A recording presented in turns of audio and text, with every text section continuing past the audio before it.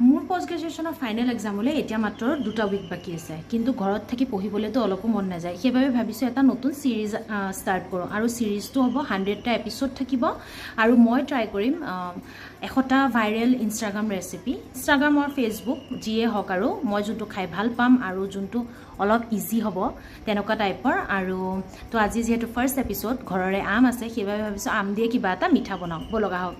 তো মই ফাৰ্ষ্ট ইয়াতে গাখীৰ আৰু চেনি ভালকৈ মানে গাখীৰখিনি আধা হৈ যোৱালৈকে বইল কৰি লৈছোঁ।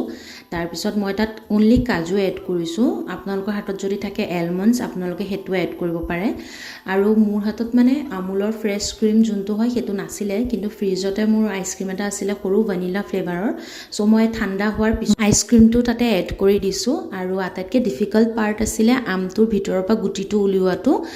সেইটো মোক মায়ে হেল্প কৰি দিছে বাৰু। আৰু 12 আৱাৰ্ছ ফ্ৰিজত ৰখাৰ পিছত ইউ কেন এনজয় ইয়ৰ মেংগ' কুলফি।